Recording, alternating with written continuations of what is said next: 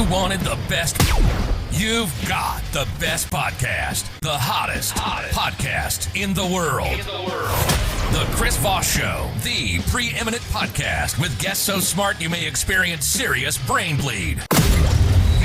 Get ready. Strap yourself in. Keep your hands, arms, and legs inside the vehicle at all times, because you're about to go on a monster education roller coaster with your brain. Now, here's your host, Chris Voss. Hi, folks. Chris Voss here from the ChrisVossShow.com. The Chris Voss Show.com. I'm not going to sing the com part. What am I doing there? Anyway, guys, welcome to the show. It's another show. Did you know there's almost 700 shows? 700 shows. I feel old and tired. I got to go take a break here and rest. 700 shows you can download on the Chris Voss Show, and it's 8 other podcasters, total of 9 at thecvpn.com.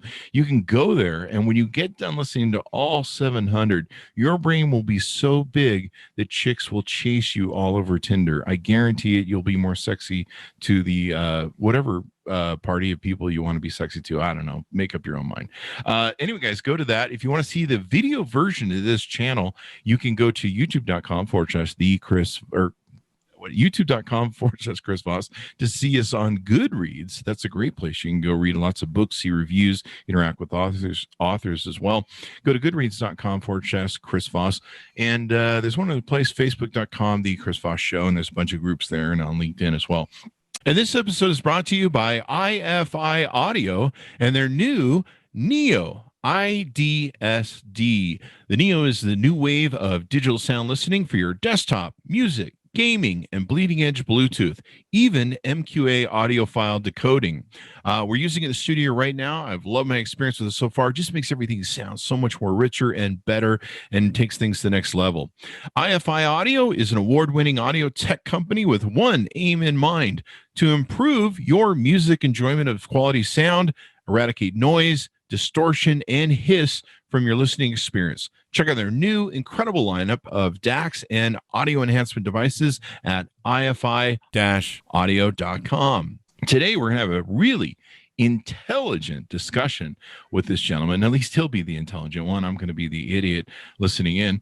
And he has written this most extraordinary book that's going to teach us so much about where our origins come from, or where some of our origins might come from.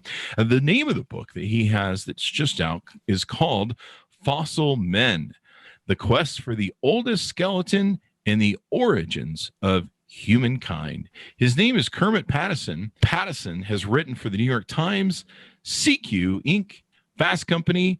Fossil Men is his first book, and he lives with his family in Minnesota. Welcome to the show. How are you, Kermit? I'm fine. Thank you for having me on the show today. Thank you for coming on the show. We certainly appreciate it. This is a really interesting book that you have here. Give us your plugs so people can find you on the interwebs and order up the book. Yeah, well, the main place to find me is my website. It's KermitPattison.com, and it's KermitPattison.com. So not Patterson. That's the side of the family that can't spell. So Kermit Pattison at KermitPattison.com, or I'm on Twitter with the @Kermit Pattison. There you go. And then the book you can find, of course, on Amazon or Barnes & Noble or HarperCollins, or all the big book buying websites. It's everywhere, folks. It's everywhere, and it wants to be in your book list. So let's get into this. Fossil Men. What motivated you to want to write this book, I guess, from the start? Yeah, well, it was motivated by learning about this amazing discovery that was made. And it had been published at that point, but it was not very well known. So the book is centered around the search and discovery of a fossil skeleton. It's the oldest skeleton in the human family. It's nicknamed Arti. It's 4.4 million years old, and it was found in Ethiopia in 1994 and subsequently published in 2009. Now, Arti, the individual, is part of a species called Ardipithecus ramidus. That's a mouthful, but the individual they nicknamed Arti. Arti is actually a female. So a lot of people ask me, well, why do you call this book Fossil Men if it's about this ancient female, or, what kind of a sexist chauvinist pig am I to use this old language? And the answer is, it's actually not this is an old term used for all human ancestors. It's no longer used anymore because indeed it is a sexist term. But the story is about it's about the skeleton, but it's also about the team of scientists who searched and found and then interpreted Arti. And it's part of a big saga of discovery and also, the dynamics of science. But so why did I get into it? I just did not intend to write a book about Arti. I was at work on a book about some other aspect of human origins, and I thought Arti would be this little bit of background, a sentence or two before I got into like the more interesting stuff that subsequently happened in human origins. But the more I learned about Arti, I got more and more intrigued because it was an incredible discovery story. In terms of the science, the revelations of Arti were overturning or at least challenging a lot of assumptions or kind of conventional wisdom about human origins. So the more I learned, the more I realized that this was sort of a great, still mostly untold story about the oldest skeleton in the human family. And what's your background or professional status? I mean, like, what do you do that angled you towards these interests? Yeah, so I am a journalist. I've been a journalist my whole professional life, and I worked for newspapers started in the days before the internet when they were actually written on paper. And then I was in newspapers for a while, and then I was a freelance magazine writer and business journalist for a time. That's what I was doing when I came upon this story, and I was writing for a bunch of different publications. I did a lot of writing for the New York Times business section. I did some writing for GQ or Inc. magazine, Fast Company, but it was not certainly not anthropology that I was writing about, but I had this interest in this science and then just became immersed in it. And I have been immersed in it for the last 10 years about. So Fossil Men gives it I'll let you tell the arc of the story, but it's about this whole journey they go on of discovery and all the different things that they have to deal with in Ethiopia and everything else. Yeah. So the story starts in the early 80s when there's a team of people setting out to start searching in a new project area in Ethiopia. It's called the Afar Depression. The Afar Depression is kind of like the northern end of the Great Rift Valley. You've probably heard of the Great Rift Valley, and it exists because that's where the continental plates are separating and they're drifting apart. And in the middle is created this long valley, this trough.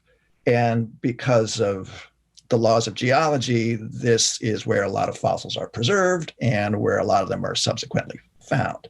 Wow. And the Afar Depression is a really rich fossil hunting ground. So you've probably heard of the famous skeleton Lucy. Lucy was found in 1974 in the same part of the world. And Lucy was a big discovery in a lot of ways.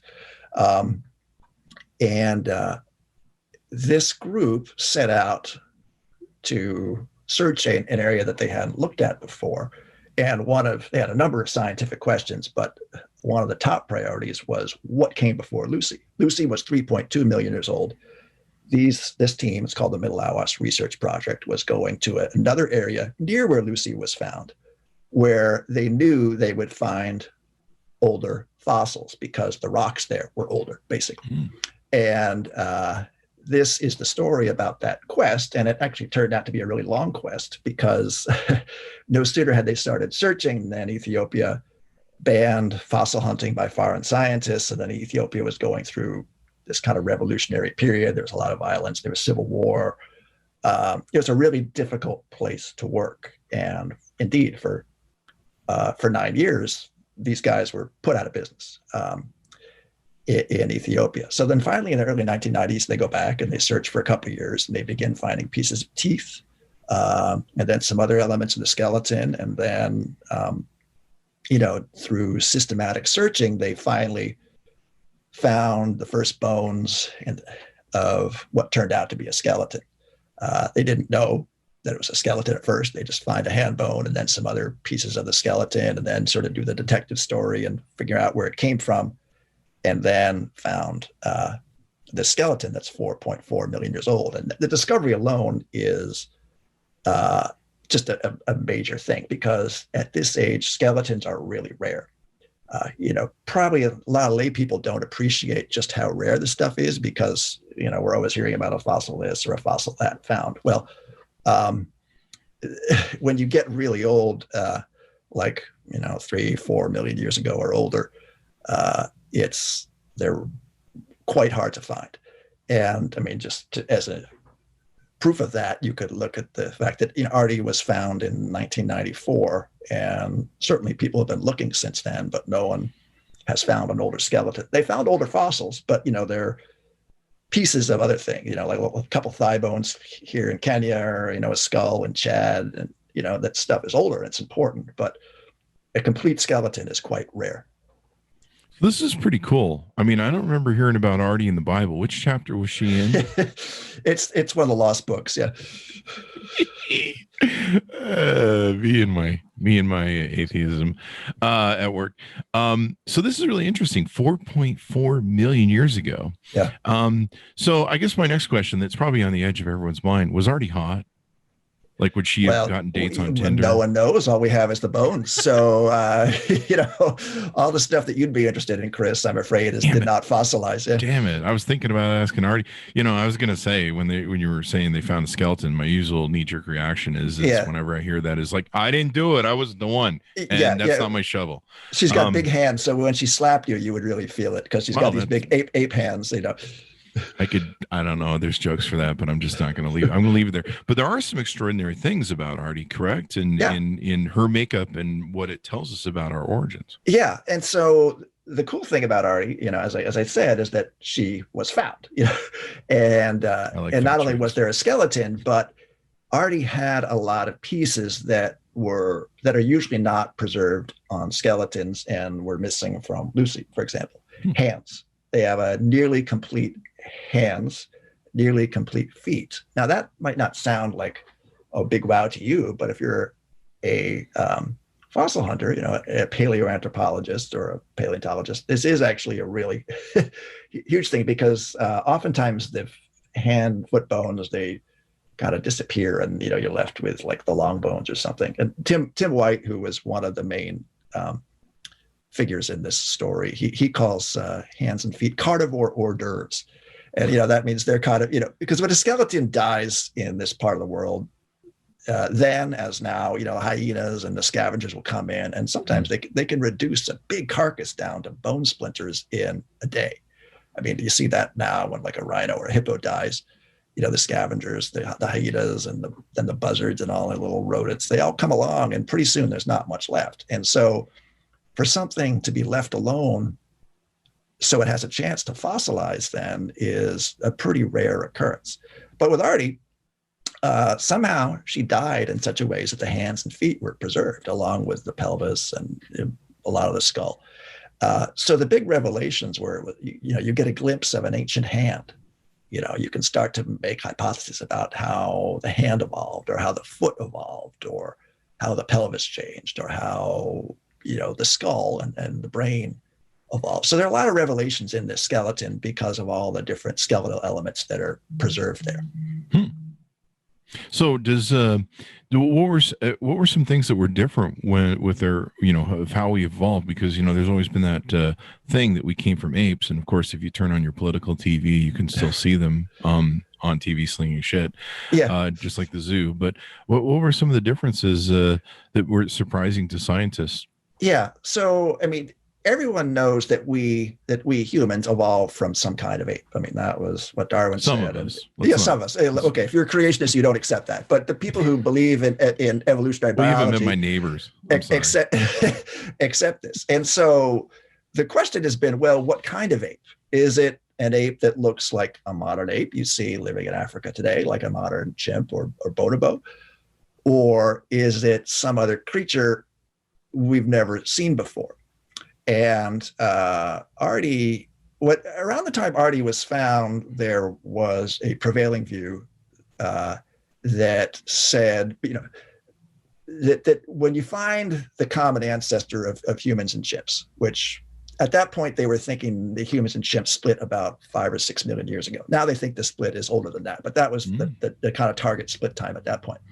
A lot of people believed in those days that closer you got to that split point, you'd find something that's really similar to a modern chimp. And the idea behind there is that, humans have evolved a lot, but chimps have sort of remained, much more primitive, much more like our common ancestor. And in fact, right around the time Arti was discovered, Jared Diamond, who's a well-known scholar and thinker and writer, he wrote a book called The Third Chimpanzee. And basically what the third chimpanzee means is that, there's two species of chimpanzee. There's the common chimp and the bonobo, and we are so closely related to them that you could almost consider us to be a third chimp. Wow. So this was the expectation when Arti was found. And so one big surprise is she's really unlike a chimp in a lot of ways. Certainly she has some ape-like features that are shared with chimps, but she doesn't have big canine teeth like a chimp. She doesn't have, apparently was not a knuckle walker like a chimp. There are a lot of other surprises like that. And I should tell you, like, the first big surprise that came with Arti was, and this is like right after they discovered her and started cleaning the bones, they discovered that Arti had an opposable toe. And this was a big revelation because, that's really ape-like. And everyone expected that sometime in the deep past, there would be some kind of, that human ancestors had, opposable toes because we came from other primates, like apes, and they all have that. So we knew it was there somewhere, but it had never been conclusively shown to in any member of the human family. Well, Arti not even Lucy had one. No, I mean, this was a big debate in the 1980s. That's, Lucy didn't have feet, of course. So a lot of this was sort of arguing about stuff that hadn't been discovered yet. And some people were thinking Lucy probably had an opposable toe, and they argued about this. But now it's pretty clear that Lucy's species did not have an opposable toe because more pieces of her species have been found. And in fact, they've even found footprints that were probably left by Lucy's species, and they look actually a lot like human footprints with a foot arch and a toe in a straight line and blah, blah, blah. But anyway, so Arti had this opposable toe. And then as it subsequently was determined, she also walked upright. So she's this kind of transitional creature who's got the toe for climbing and big hands for climbing, but also seems to be walking erect like humans do. And that's like walking erect is a really weird thing for any creature to do. And, one of the great mysteries of humankind is, why did we humans start to do this weird thing that like played havoc with our posture? And we give up a lot of our climbing ability. Like, why on earth did humans do that? Well, Arti is a glimpse of an early species that was in, that transitional stage. This is really cool. I'm into chicks with opposable toes. I like that. That's my favorite thing. That's in my Tinder profile, actually, too. Yeah. Looking for long-term relationship, opposable toes. So this is really interesting. So it's presumed maybe that we're even older than her by quite is she officially a Homo sapien in the scientific term? No, she's not. Homo sapiens don't appear till 200, some stuff that's like 300,000 years ago that they're calling part of our Homo sapiens. So she's not only a different species, but like a different genus. So there's three main genera, what's basically plural of genus, that exist in the human family. There is Homo, which is us and Neanderthals and some other species. And then before that is another more primitive genus called Australopithecus, and Lucy is part of that. And then older than that is Ardipithecus. And some other people would argue that there's other genus in there that I've not mentioned, but I'm just kind of keeping the story simple here. But anyway, Arti it's too early to be Homo sapiens proper. And so it's something in the human family, but certainly you would not call it Homo sapiens because it's just got it's too far removed in time. And it's too different than us to put in the same species. Did Arti drink Starbucks? Was she into Starbucks coffee? Yeah, that. So you read this great book, and this is actually quite the adventure because they got to deal with the Ethiopian government. Yeah, they got to deal with demands being put to the scientists. Is there stories in there of risk to their life, or where sometimes they're there's some security issues? Yeah, for sure. I mean, this is a big part of the story of the book is what the scientists have to go through to practice this science, to find the fossils. So and this was one of the big surprises to me as a reporter, an author, is that there was all this backstory. So, it's not like, people that go to Montana to find dinosaurs, and they can, they can go and then they can go sleep at a nice hotel and, get running water and blah, blah. This is Ethiopia. And there was like civil war going on at the time. It's, underdeveloped country. And then in the area where they were working in the Afar Depression, there was actively tribal warfare going on. There's two tribes there. One is the Afar, A-F-A-R, and the other one is the Issa, I-S-S-A. And these are like historical enemies, like Hatfields and McCoys. And at times they would be shooting each other on sight, and they're both pastoral people who, they herd, livestock like goats and cattle, and will engage in raiding back and forth to steal livestock, or then, someone gets killed and there's a raid or retribution. And I mean, this has been going on for generations.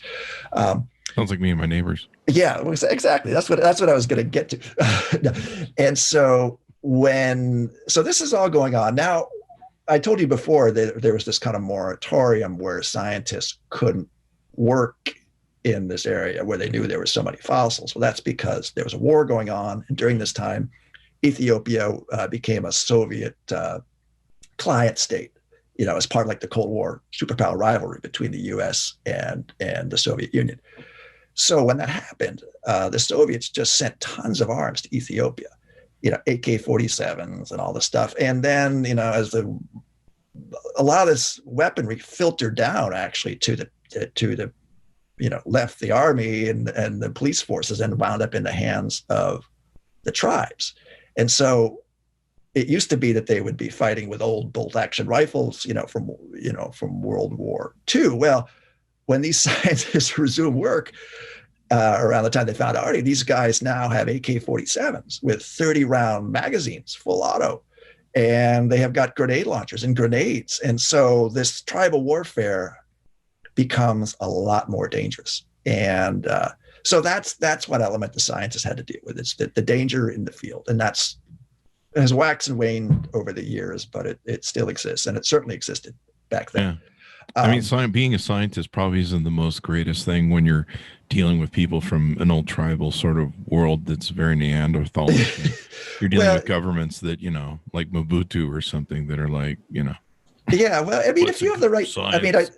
if you have the right mindset, I'm sure it's fascinating. But you really have to be mindful of security. And so some of the scientists that were working there, I mean, some of these guys are Americans, and some of them are Ethiopians who are trained PhDs, who are now have developed the science in their own country, and so they're part of the leaders of this team. But they would tell me stories like, well, we go down there, and you have to hire a bunch of local guys to do security.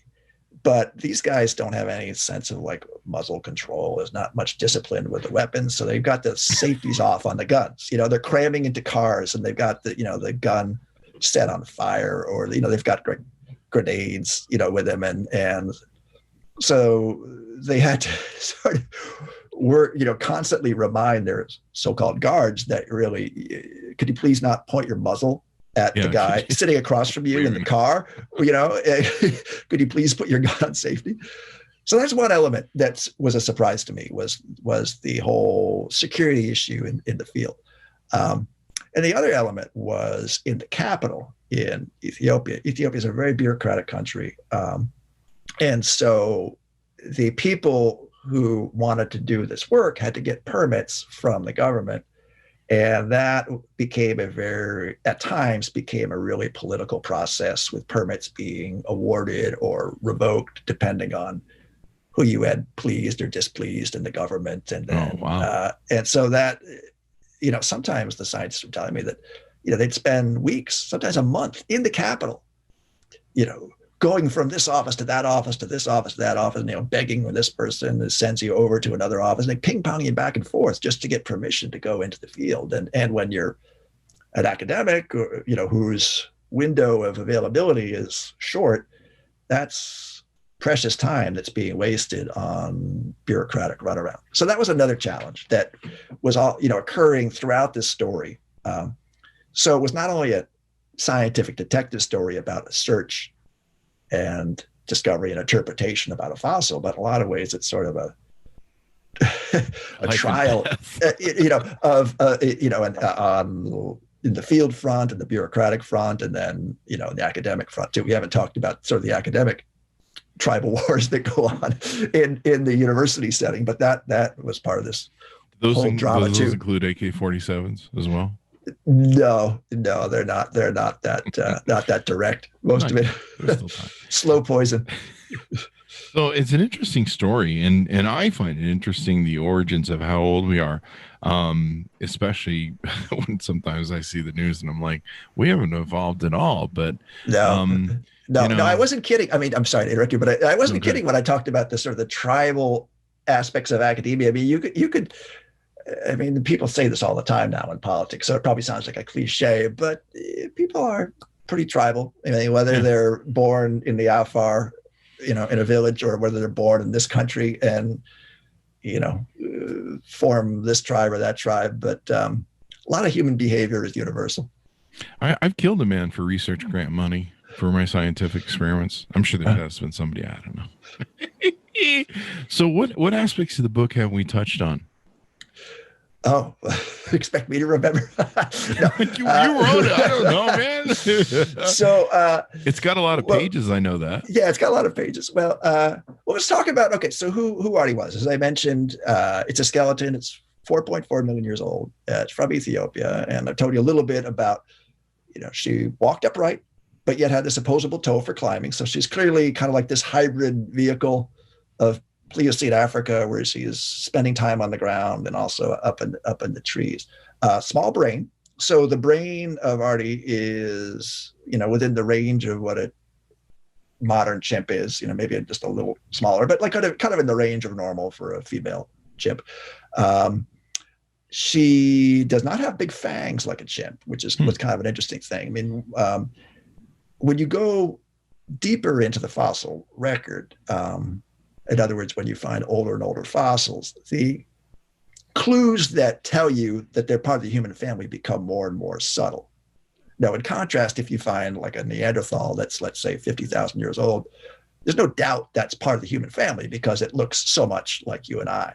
I mean, of course, they're different in some ways that we call them a different species, but there's no one that can say, oh, that's an extinct ape. Well, when you go back 4.5 million years ago, the stuff looks more and more primitive. And so the clues that tell you that this is a member of the human family become much more subtle. And one of those clues is the teeth. And chimps and gorillas and all our ape cousins have what they call honing canines. And they are like big fangs that actually will sharpen themselves by rubbing on the teeth beneath them. Oh, wow. And they have these for defense and also for fighting with each other, fighting over mates or territory, that sort of thing. And humans are unique because we don't have those dagger-like fangs. We have a canine tooth that is much more like diamond-shaped. And the reduction in canines is something that occurs throughout human evolution. And so Arti had a reduced canine, and her canines were, unlike a chimp, were more diamond shaped like a human. They're bigger than us. I mean, they're more, more fang-like, but nothing like a chimp. And so that's one of the clues that told the scientists that this was a primitive member of the human family. Wow. So that's one revelation about Arti. I'm looking at your, if you don't mind me interrupting, I'm looking at your the picture on your website, and they're in the middle of the top portion. I imagine that there's a skull and there's a jawbone, and then I'm seeing all these little what look like teeth. Are those the things you were talking about? I can't see the picture. Are you looking at like the skeleton laid out in a black background? Yeah. So this skull, when they found it, was not a nice, neat skull. So this is a cheap copy of the Ardipithecus skull. I mean, it's not an official copy. If you showed this to a scientist like on the Arti team, they would be disgusted because it's like a paperweight. But anyway, it sort of will give you an idea of the size and what it looks like. Now, when they find this stuff, it does not look like that. It is pound. It's been a subject to like 4.5 million years of geological assault. This stuff.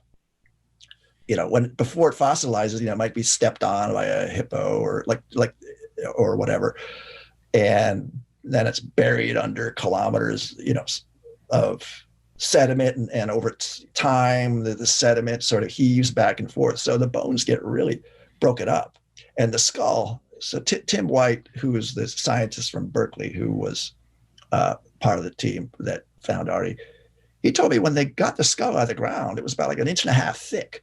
So in other words, it was like this. So that was, imagine like an eggshell, and bam, you just smashed it down, and that's what happened to the skull. Tim was speculating that maybe a big animal like a hippo or elephant, stepped on it while it was just lying there. Maybe there was foul play. Maybe someone came along with a big and so that's what you're looking at in that photo. It's like the shards, and so putting that puzzle back together is part of the detective story, and that work was done somewhat by Tim, but also another guy in Japan named Gen Sua, who was one of the main characters in the book. And that was a really long part of this drama because it was so damaged and had to be put back together from so many pieces. And the hands are incredible from the picture. If you guys go to Kermit Pattison's site, .com, you can see the picture of the hands. Of course, I'm sure if you order the book, you can see more of this. Yeah. But the hands are extraordinary in comparison to the skull. Yeah, well, the hands actually were, and feet were in relatively good condition. I mean, I've got the book here, and you can just see a little bit. There's a hand here on the cover. That's the skeleton picture, but with the hand blown up. She's got like Chris Rock fingers. Yeah, those bones were actually relatively well preserved. They hadn't been beaten up the way that the skull had or the pelvis had. And so the hand, the scientists were able to put it back together in relatively quick order with just a minimum of restoration and cleaning. And so the big surprise about the hand was, number one, that they found any hand. I mean, its sheer existence was just a big revelation. And it was a big climbing hand, as you'd expect from an ape. But again, it didn't look quite like a chimp. It had, the hand proportions were different. There were some aspects of the hand skeleton that suggested that Arti had better manipulative abilities than a chimp. But yeah, you're right. The hand was an incredible part of the discovery. Yeah, it's really interesting to see how we evolved, when we came from, and everything else, and how far we've gone. What are some other aspects we maybe haven't touched on there in the book? Yeah, so I told you about the big surprises. Now, what we haven't talked about is the controversy. So Arti turned out to be hugely controversial in science, and there are a couple reasons for that.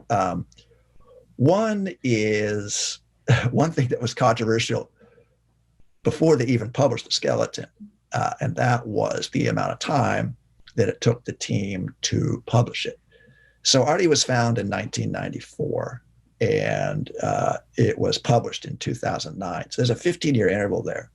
And the reason for that length of time is it was a really protracted investigation to put this thing back together, like the skull I told you about, or the pelvis, or all these other elements. There also was a series of parallel or investigations going on, because this team, after they found Arti, is still going out every year and finding lots of other stuff. And some is Homo sapiens, some is Australopithecus. They're finding stuff all up and down the timeline of human evolution, because their project area covers about 6 million years. Wow. And at different times, it's basically like a big layer cake, right? So at different times, they're going and they're looking at 5 million or 3.5 million or 4.4 or whatever. And so they're racking up all these discoveries, and that is creating this big backlog of work. So that's slowing things down. And this particular team decided that they were not going to publish this thing piecemeal. They were just going to do it all at once. And initially they thought they'd publish the skeleton in 5 years. Well, it took them like 3 times that long. And there was a lot of impatience in the scientific community about that because, everyone knew they had the skeleton. They were told that this species represents the roots of humankind, but yet people outside weren't allowed to see it. And that caused a lot of resentment. And then the personalities on the Arti team are kind of combative, some of them, as you can know from the book. And they didn't just say no, but said no in a kind of defiant way, and this created a huge animosity. And I should also point out something about the field, and that is there's not many people who go out and actually look for fossils, and there's even fewer who actually are successful at doing it. But there's a large group of people who do other things in anthropology, and they depend on the field people to provide the primary data, or at least the primary data about fossils. So there's like this huge audience and this huge demand, and that creates a lot of impatience and pressure on the field teams like this. So by the time Arti was published, this resentment had actually reached a point where I think it, in some cases, kind of poisoned the well, and some people were just kind of pissed off and ready to find fault with what they published. Okay, so that's one bit of controversy. Another is just the sheer surprise that, Arti has this combination of features like the opposable toe combined with upright walking, and no one had really predicted that. So there's kind of like the disbelief surprise that comes with it. I told you before about the ways that Arti was not like a chimp. Well, when the Discovery team published it, they really emphasized it's not a chimp, unlike a chimp. There is a large group in the scholarly community who study chimps and have used chimps as models of human ancestors. And when the Arti team kind of came and really forcefully pounded the not a chimp message, that offended some people. It was, and that I think was, created some controversy. And then another controversy, frankly, is just, the question, is Arti really a member of the human family, or is it some other extinct ape? As I told you before, when you get really old, the things that tell you, the clues that ally these animals with us become more and more subtle. And that means that there's, some controversy about whether they've correctly put it in the family tree. So I'd say that was a big point of controversy in the beginning. I think the controversy still exists, but more and more outside scholars are now have weighed in and said, yeah, actually this is indeed a primitive member of the human family. They have put it in, they have diagnosed it correctly. And that I think has made Arti more accepted than it was like 5 years ago. So that's another point of controversy. There was some yeah. Well, I could keep going about because in anthropology, of course, people can dance on the head of a pin about this little bit of anatomy. So we could keep going about what's controversial, like savannas and like the method of analysis that the team used. But we'll stop there because that gets more and more esoteric. We'll let people read the book to find the details on that. We'll keep some of it hidden for them. But there you go, you folks. You have the teaser. So is this close to a lot of people talk about the missing link sort of thing? Is she the closest thing to a missing link you've ever found? I mean, I've been studying this for about 10 years. I still don't know what the missing link is. I mean, what I do know what the missing link is, and what the missing link is an overused cliche. That's what I was wondering. Everything going back in the chain of species is a link, and anything that's not found is missing, and so it's kind of overused, and it's kind of overused to kind of proclaim something to be like the eureka fossil, like the magic fossil that explains everything. Well, no one fossil is the magic fossil that explains everything. So that's what I'd say about the missing link. It's sort of just an overused cliche that just has the staying power that it will probably be around whatever that succeeds Homo sapiens around. That phrase will probably be still in existence. But Arti is getting this is not the missing link, but this is an interesting scientific question, is what they call the LCA, the last common ancestor of humans and African apes. That's probably a much better term than and so actually this is a big scientific question, and it actually became a big point of controversy about Arti. So the last common ancestor of humans and chimps has been kind of like a holy grail of anthropology for a long time. What did it look like? Can we find it? When did it live? And so Arti, there's some question about when humans and chimps split, but and now the split appears to be older than we used to think it was. And some people say 6.5, some people say 12 million years ago. There's a lot of open question about that.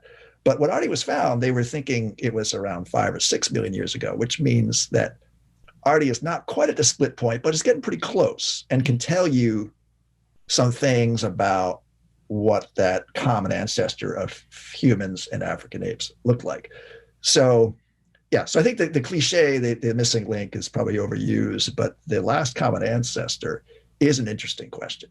And it's a really complex question too. And there's not only like a last common ancestor of humans and chimps, but there's also a last common ancestor that we have with gorillas, which is somewhat older, a little deeper in the past, and on like that. So Arti, as again was not this LCA, the last common ancestor, but she is kind of informative because she was a lot closer to it than we had ever been before. You know what I'm going to get from this show, on top of all the wonderful intelligence that you share with us in the book, is every time I look at my toes, I'm going to be pissed off that I didn't inherit those opposable toes. That sounds like that might have been fun, like on trees and shit. Think of all you could do. Yeah, like my left foot, that guy, who could write with it and stuff. I don't know. I'm just like, every time I'm going to see my toes, I'm going to be like, you guys get the shaft, man. You guys had opposable toes. Because I always make fun of my dogs because they can never open doors and shit and get into stuff. Because I'm like, you guys get screwed in an opposable thumb thing. Someone was mocking them with it. And think about that. They could get into like the dog food cabinet and all that other stuff. And they're just looking at me going, let themselves out for a walk. Yeah. Which actually kind of would be nice sometimes, but probably not all the time, because then they escape and I get a call from the pound. But no, this is really brilliant stuff. I mean, especially for people like me who study this, or people that want to study, the origins of where we came from, why we're here, and the motivations of that. Anything we want to touch on before we go out? Well, I'll just say a word about two things, and that is a plug for doing the work that leads to discovery. And if you really want to find answers, you really need to go find the answers. And that's not only true, that's obviously true for fossils. I mean, we could sit here and speculate all day about what the last common ancestor of human and apes looked like, and people could make inferences and use these different models and technologies and methodologies and blah blah blah. And those are all useful and worthwhile things to do. But to really test whether your model or hypothesis is really true, you really need to go find things. And so I think, part of the lesson, to me, the enduring lesson of Ardipithecus and a lot of other scientific stories, is just the validation of discovery. Because a lot of times the real answers are surprising and they're counterintuitive. And, science, human origin science, a lot of other sciences surprise people again and again, because nature is really complex, and usually more complex than we can kind of conceive in these supposedly big brains that we have. So that's one thing. And the other thing is just, I think it is really important for people to remember that science is a long-term endeavor. Another example, this is totally outside the realm of fossils, but there's people, for example, in ornithologists who study finches and have done some really important evolutionary work about these birds that captivated Darwin's attention back in the 19th century and have sort of become this iconic example of speciation. And there's people that have gone back to those islands year after year, and they've used new technologies like genetics and observational studies, and have created this incredible body of work about this kind of iconic example of evolution. And there's been a lot of revelations that came with that. Well, you don't get that by going there for one season. You get that by going there year after year after year and letting all this evidence accumulate. And so that's true with, finches. It's true with fossils. I dare say it's true with, some kinds of journalism and writing too. So, so I guess just a pat on the back to all the people that do that long-term work of discovery. People that look at apes' behaviors, and spend years doing that, or the people that look for fossils. It's all important work, and the value does aggregate over time. I would agree, and people should study this more and learn more. It seems complex. I think what a lot of people don't get is that science is always a theory, and so it's always evolving. It's never set in cement of like, this is what we know, and there's nothing new. Yeah, it's all a progress report. I mean, and it's self-correcting, and so And what I should have mentioned, like the long-term endeavor, I neglected to mention talk show hosts with all those other professions. So you're in there too, Chris. There you go. Thank you very much. Thank you very much. I find this extraordinary because I grew up in a religious format where we were taught that the world was like 2,000 years old, and Arti was running around the Garden of Eden or something. Maybe she was even, who knows, that sort of thing. And so I, of course, learned much differently from theology. And I'm going to hell, really, with Arti. So there you go. So it's been wonderful to have you on the show. We've learned so much, Kermit. And I believe we're going to learn so much more if people pick up the book. Pick up or give us your plugs so people can find you on the interwebs. Yeah, sure. So the book is Fossil Men. It's published by HarperCollins, or the William Morrow imprint of HarperCollins. It's available everywhere. My website is KermitPattison.com and KermitPattison.com. And the book is easy to find if you just Google the title and my name. There you go, guys. Thanks for coming on the show with us, Kermit. We certainly appreciate it. Oh, it's my pleasure. Thank you for having me. Thank you. Our pleasure. And check out the book, guys. I mean, he wasn't monkeying around. This is 544 pages. Sorry, I had to get that reference in there. It's Fossil Men, the quest for the oldest skeletons and the origins of humankind. Pick it up, guys. Be sure to give us a like, subscribe to us on youtube.com/see Chris Voss. Go to thechrisvossshow.com. Also go to thecbpn.com, subscribe to online podcasts. You can also go over to Goodreads /Chris Voss and Facebook.com/thechrisvossshow.com. Wear your mask, stay safe, read, pick up his book, and we'll see you guys next time.